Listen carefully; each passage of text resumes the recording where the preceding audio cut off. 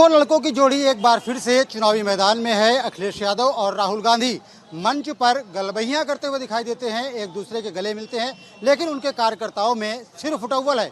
आपस में गाली गलौज हो रही है, धक्का मुक्की हो रही है। ऐसे में सवाल ये उठता है, क्या ये मोदी का मुकाबला कर पाएंगे, क्या ये बीजेपी का मुकाबला कर पाएंगे? झांसी के लोग हमारे साथ में हैं, झांसी के लोगों से ही बात करेंगे, उनसे जानने का प्रयास करते हैं कि आखिर वो ये लोग क्या सोचते हैं। वैसे अब ये बताइए, जिस तरीके से अखिलेश यादव और राहुल गांधी मंच पर दिखाई देते हैं लेकिन उनके कार्यकर्ता एकजुट नहीं हो पा रहे हैं, क्या लगता है ये बीजेपी का मुकाबला कर पाएंगे? ये बात बीजेपी और सपा की नहीं है, बात सरकार की है। सरकार अच्छी बननी चाहिए, विपक्ष भी मजबूत हो और सरकार भी अच्छी हो, और हमारा तो उद्देश्य है कि अधिक से अधिक मतदान हो।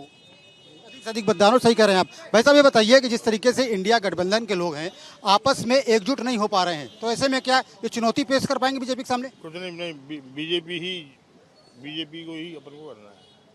बीजेपी क्यों आपको ऐसा लगता है? बीजेपी मोदी मोदी के सामने चुनौती नहीं है अखिलेश और राहुल? सबकी चुनौती नहीं फेस करेंगे अपन चुनौती को, मोदी के लिए मोदी जी फेस करेंगे चुनौती को। वैसे अब ये बताइए कितनी बड़ी चुनौती है, क्योंकि आपस में इनके कार्यकर्ता एकजुट नहीं हो रहे हैं। ये लोग मंच पे जरूर इकट्ठा होते हैं और कहते हैं कि हम साथ साथ हैं, लेकिन कार्यकर्ता कहते हैं हम आपके हैं कौन? भाई देखिए, ये जो हैं कितना भी कर लें ये एक साथ नहीं हो सकते। अंदर इनके भावनाएं अलग हैं, सबके कार्य करने की प्रणाली अलग है। इसलिए ये भले आई एंड इंडिया बन गए हैं ये, लेकिन आगे सक्सेस नहीं होंगे, क्योंकि लोग, जनता इन पे विश्वास नहीं कर रही है।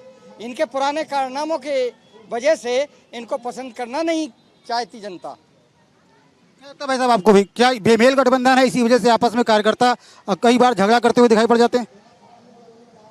देखिए, इतने बड़े राष्ट्र में पार्टियां जब से ये कोलिजन गवर्नमेंट्स आई हैं तब से कभी देश का भला नहीं हुआ। देश का भला तभी होगा जब एक मजबूत सरकार आएगी, और वो मजबूत सरकार आना बहुत ज़रूरी है।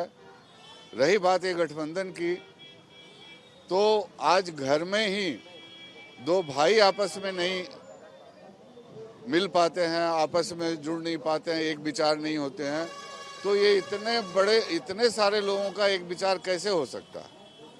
मतलब आप बताइए कि सपा और कांग्रेस मंच पर एक साथ दिखाई पड़ते दोनों के दिग्गज नेता, लेकिन आपस में उनके कार्यकर्ता झगड़ा करते नजर आते हैं, तो कितनी बड़ी चुनौती है बीजेपी के सामने ये?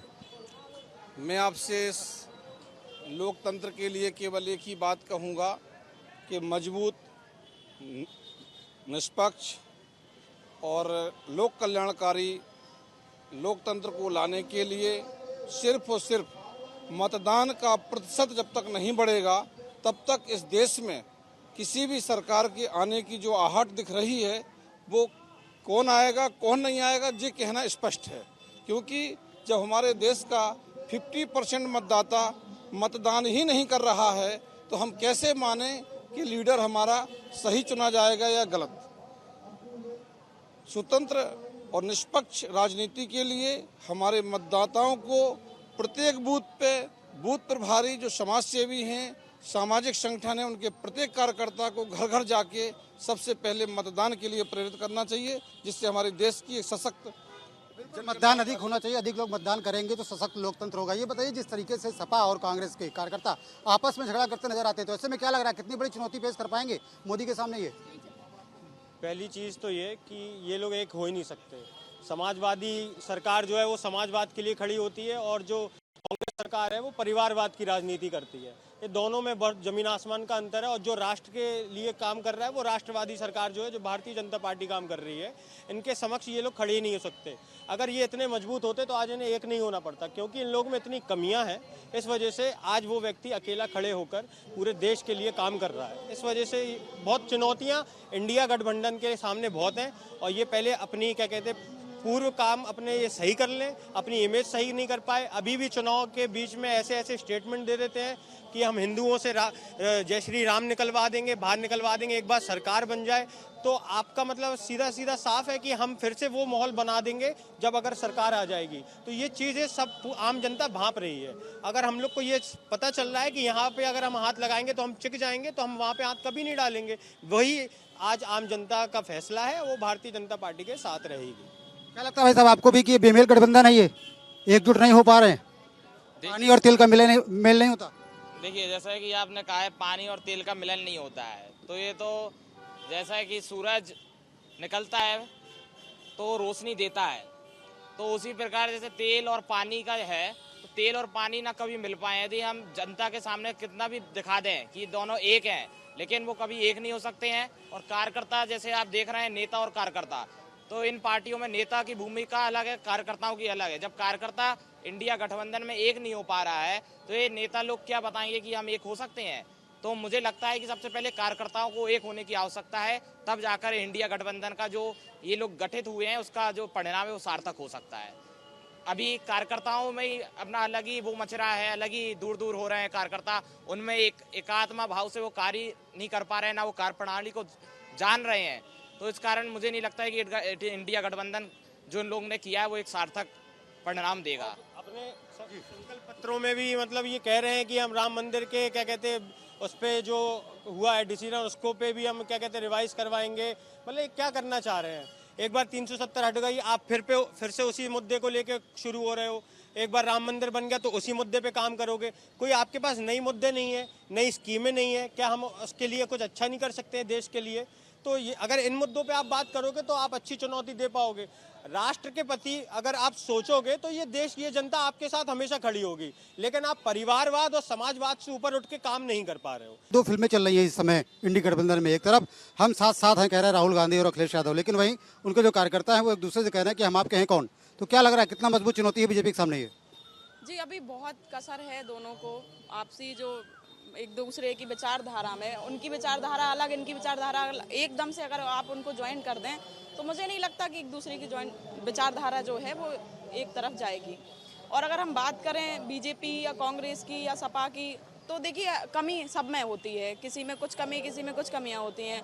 अब मुझे लगता है कि ये जो आप यहाँ पे कर पूछ रहे हैं सबसे कि क्या किसी की राय है, क्या, मुझे लगता है कि यहाँ जो ज़रूरत है वो वाकई गांव में जाने की ज़रूरत है। वहाँ आप जाके देखिए लाइट नहीं है, सिलेंडर इतना महंगा है, लकड़ियाँ में लोग खाना अभी भी पका रहे हैं। लोगों को लगता है कि परिवर्तन हुआ है, मुझे नहीं लगता, लेकिन परिवर्तन हुआ है। मैं भी एक गाँव से आती हूँ, मैंने देखी हैं चीज़ें।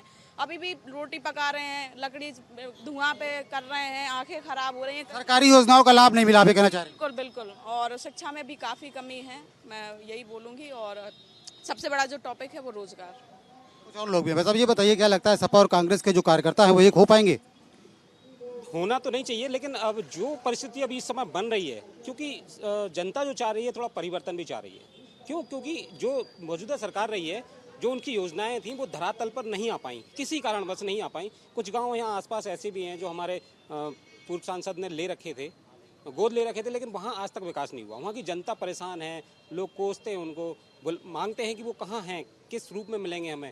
तो आज तक हमारे सांसद जनता के बीच नहीं गए। एक वो सबसे बड़ा इनका बीजेपी सरकार के लिए एक माइनस पॉइंट जा रहा है। उसके बाद जब दोनों सरकारों से अगर गठबंधन सरकार की बात करें तो वहाँ दो चीज़ें एक साथ हो रही हैं, तो उसको लेकर बीजेपी सरकार के सामने एक चुनौती बन सकती है। चुनौती पेश कर पाएंगे, आप ये कह रहे हैं चुनौती पेश कर पाएंगे, लेकिन एकजुटता नहीं दिख रही कार्यकर्ताओं में, नेता एक साथ हैं।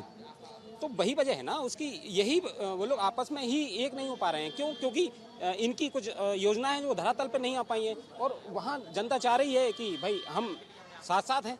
कितना जोर है गठबंधन में? दोनों नेता तो साथ साथ दिखते हैं, लेकिन कार्यकर्ता साथ साथ नहीं दिखते। गठबंधन में तो काफ़ी अच्छा लग रहा है, जोर के लग भी रहा है कि सरकार बन सकती है, क्योंकि ये झूठे वादों पे जो बीजेपी ने सरकार अपनी बनाई है ना, इस बार जनता इसको बख्शेगी नहीं। क्योंकि जनता देख रही है झूठे वादों पुलिंदा बांध रखा है, पानी की समस्या दूर कर देंगे। हम बुंदेलखंड की बात करें, कह रहे थे 5 साल में सांसद, मौजूदा सांसद हैं यहाँ के अनुराग शर्मा जी, वो कह रहे थे 5 साल में, 1 साल में पानी की समस्या दूर कर देंगे। आज 5 साल हो गए हैं, पानी की समस्या वैसे की वैसे ही है। बस उनसे जवाब पूछो, चल रहा है काल, अरे चल कहाँ रहा भाई, दिल्ली से का ट्रेन में आ रहा है क्या पानी? सब कुछ आपके हाथ में, सांसद आपका, विधायक आपका, महापौर आपका, सरकार आपकी, पीएम आपका, सीएम आपका। जब अभी काम नहीं हो पा रहा, अगर एक आध ट्रेन छूट जाएगी, डिब्बा, एक डबल इंजन का डिब्बा चल रहा है, एक आध टूट गया ना, तो फिर कहाँ से कर पाओगे आपका, जब अभी नहीं कर पा रहे। तो मौजूदा सांसद कहीं मिलते ही नहीं है। अब 5 साल में अभी मौजूदा बदलाव की तरफ देख रहा है झांसी के लोग, बदलाव चाह रहे हैं, बदलाव चाह रहे हैं झांसी के लोग। राहुल गांधी और अखिलेश यादव मंच पर एक साथ दिखाई देते हैं, संदेश देते हैं कि हम एक हैं, हम साथ साथ हैं, लेकिन वो कार्यकर्ता साथ साथ नहीं है, आपस में झगड़ा कर लेते हैं, गाली गलौज कर लेते हैं। तो ऐसे में कितनी बड़ी चुनौती है बीजेपी के सामने ये? कौन से कार्यकर्ता? बीजेपी के सपा और कांग्रेस के कार्यकर्ता आपस में झगड़ा करते हैं, लेकिन नेता मंच पर एक साथ मंच साझा करते हैं। मंच पर जो देखिए, जो कांग्रेस और जो ये लोग जो साझा कर रहे हैं एक साथ नेता, उनका तो अपना एक मोटिव है, उसकी के तहत वो कर रहे हैं।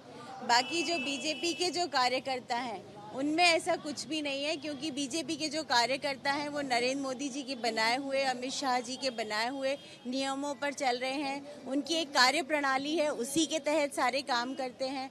बीजेपी में सबसे अच्छी बात यह है कि एक नॉर्मल जो साधारण कार्यकर्ता है उसको भी कहां से उठाकर वो कहां पर ले जा सकते हैं, इसके लिए मोदी जी ने और अमित शाह जी ने बहुत प्रयास किया है। और इस वाले चुनाव में उन्होंने ये साबित किया है कि साधारण कार्यकर्ता भी किसी भी पद तक पहुंच सकता है। तो झांसी की जनता की राय आपने सुनी। झांसी की जनता का साफ तौर पर कहना यह है कि भले ही कार्यकर्ताओं में वाद विवाद होता हो, लेकिन जिस तरीके से मोदी सरकार की नीतियां रही हैं, ऐसे में कहीं ना कहीं वो विपक्ष के लिए मौका जरूर देखते हैं।